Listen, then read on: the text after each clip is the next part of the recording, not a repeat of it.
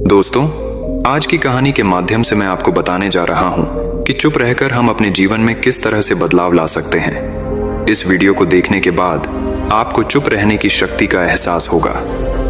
Video शुरू करने से पहले कमेंट बॉक्स में नमो बुद्धाय लिखकर वीडियो को लाइक जरूर करें। तो चलिए इस कहानी को शुरू करते हैं। किसी समय की बात है, तिब्बत के पहाड़ों में एक प्रसिद्ध बौद्ध संत रहते थे। बौद्ध संत शोर शराबे से दूर जंगल में पहाड़ी के ऊपर एक छोटी सी झोपड़ी में अकेले रहते थे। वे ध्यान और भगवान बुद्ध के भक्त थे, इसलिए वे तिब्बत में बहुत प्रसिद्ध थे। एक दिन एक राजकुमार बौद्ध संत के पास आया और कहा, हे गुरु, मैं हमेशा थका हुआ और परेशान महसूस करता हूँ। मेरे पास दौलत, शोहरत, सुख सुविधाएं सब कुछ है, लेकिन फिर भी मेरे अंदर इतनी अशांति क्यों है? बौद्ध भिक्षु ने उसकी बात ध्यानपूर्वक सुनी और कहा, तुम इस प्रश्न का उत्तर जानते हो, बस तुमने इसे कभी हल करने की कोशिश नहीं की। मैं एक शोध करना चाहता हूं, क्या तुम मेरा साथ दोगे? इससे तुम्हारे जीवन की सभी चिंताएं और अशांति समाप्त हो जाएंगी।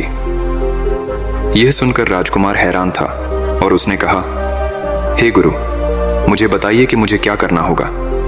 मैं मन की शांति के लिए कुछ भी करने को तैयार हूं। बौद्ध भिक्षु ने कहा, ठीक है, तुम अगले 15 दिनों के लिए मेरे आश्रम में रहोगे और एक सामान्य व्यक्ति की तरह जीवन व्यतीत करोगे।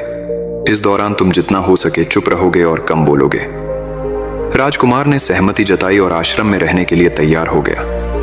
बौद्ध भिक्षु ने कहा, तुम्हारा पहला दिन कल से शुरू होगा, अभी तुम जाकर आराम कर लो। अगले दिन सुबह राजकुमार बौद्ध संत के पास जाकर बैठ गया।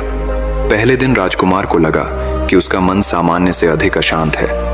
उसके मन में तरह तरह के विचार आ रहे थे और वह आम लोगों की तरह जीवन जीने में असहज महसूस कर रहा था। उसे अंदर से बोलने की इच्छा हो रही थी, लेकिन वह चुपचाप बैठा रहा। दिन ढलते ढलते उसने महसूस किया कि उसके अंदर शांति का एहसास होने लगा है। वह खुद से पूछने लगा कि वह अंदर ही अंदर इतना खुश क्यों है और उसकी चिंता कम क्यों हो रही है। दूसरे दिन सुबह राजकुमार ने प्रकृति को निहारते हुए चुपचाप बैठने का निर्णय लिया। वह पौधों, फूलों और आकाश में उड़ते पक्षियों को देख रहा था। पहली बार उसने इस सुंदरता को महसूस किया और दिन भर प्रकृति की ताजगी को अनुभव करता रहा। इस तरह से उसके 10 दिन बीत गए और उसके मन की सारी बेचैनी गायब हो गई। 11वें दिन की सुबह राजकुमार ने गहरे ध्यान में डूबकर चुपचाप बैठने का प्रयास किया। कुछ ही मिनटों में उसकी आंखें खुद ब खुद बंद हो गईं और वह पूरे दिन गहरे ध्यान में रहा। न कोई शब्द, न कोई चिंता।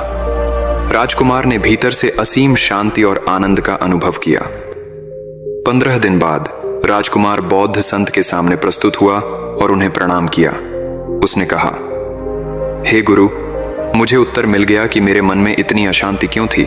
मैं जान गया कि मेरा मन अशांत क्यों था। बौद्ध भिक्षु ने मुस्कुराते हुए पूछा, बताओ, क्या उत्तर मिला तुम्हें? राजकुमार ने कहा, मैं आवश्यकता से अधिक बातें करता था। मैं दिन भर लोगों से फालतू की बातें करता और फिर उन्हीं के बारे में सोचता रहता था। नकारात्मक सोच के कारण मेरा मन अशांत हो गया था। यहाँ बिताए 15 दिन मेरे लिए बहुत अलग थे। मैंने सीखा कि हमें मौन रहकर स्वयं को जानने की आवश्यकता है। मौन हमें भीतर की शांति की ओर ले जाता है। बौद्ध संत ने कहा, दुनिया में ज्यादातर लोग आवश्यकता से अधिक बोलते हैं। मौन हमें अनंत शांति की गहराइयों में ले जाता है। यह स्वयं को जानने की पहली सीढ़ी है। बौद्ध भिक्षु ने राजकुमार को समझाया, मौन रहकर तुम अधिक ऊर्जा बचा सकते हो। यह तुम्हें आंतरिक ताजगी प्रदान करता है। तुम्हारे जीवन में एक नई ऊर्जा का संचार होता है। जब तुम बोलते हो तो तुम्हारी वाणी में मिठास आ जाती है। बौद्ध भिक्षु ने कहा, तुमने अनुभव किया होगा कि बहुत ज्यादा बात करने से दिमाग अशांत हो जाता है। जो लोग कम बोलते हैं वे ध्यान केंद्रित कर सकते हैं और अपने लक्ष्यों को प्राप्त कर सकते हैं।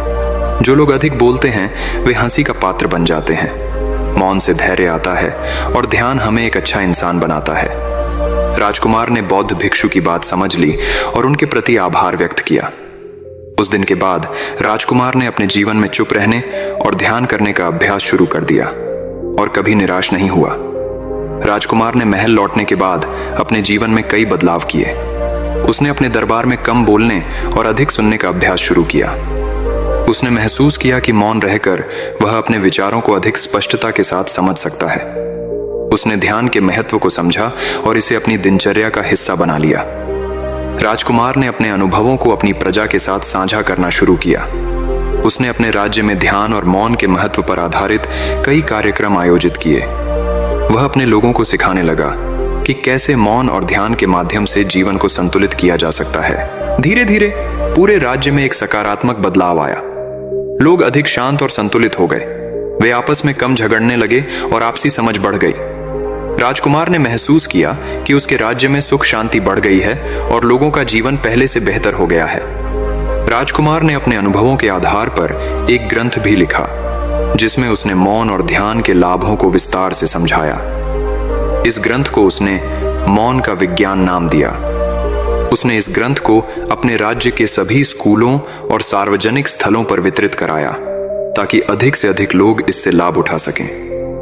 कुछ वर्षों बाद राजकुमार ने देखा कि उसका राज्य एक आदर्श राज्य बन गया है, जहां लोग शांति और सद्भाव में रह रहे हैं। उसने समझा कि उसकी यात्रा और बौद्ध गुरु के साथ बिताया गया समय उसके जीवन का सबसे मूल्यवान समय था, जिसने उसके जीवन की दिशा बदल दी। राजकुमार ने निश्चय किया कि वह अपने जीवन के शेष समय को ध्यान और मौन के प्रचार प्रसार में लगाएगा। उसने अपने राज्य के कोने कोने में भ्रमण किया और लोगों को इस अद्भुत शक्ति के बारे में जागरूक किया। उसने ध्यान केंद्रों की स्थापना की, जहां लोग आकर ध्यान की कला सीख सकते थे। राजकुमार की यह पहल बहुत सफल रही और उसके राज्य के लोग न केवल अधिक खुशहाल हुए, बल्कि अन्य राज्यों के लिए भी एक उदाहरण बन गए। राजकुमार को गर्व था कि उसने बौद्ध गुरु की शिक्षाओं को अपने जीवन में आत्मसात किया और अपने राज्य में सकारात्मक बदलाव लाया। इस प्रकार राजकुमार का जीवन एक प्रेरणा बन गया। उसने यह सिखाया कि मौन और ध्यान के माध्यम से व्यक्ति न केवल अपनी आत्मा की शांति पा सकता है, बल्कि समाज में भी बदलाव ला सकता है। यह कहानी हमें सिखाती है कि सच्ची शांति और सुख हमारे भीतर ही निहित हैं और मौन के माध्यम से हम इसे खोज सकते हैं। दोस्तों, आशा है कि आपको वीडियो पसंद आया होगा और नीचे कमेंट में जरूर बताएं। और भी ऐसी वीडियो देखने के लिए अभी चैनल को सब्सक्राइब करें।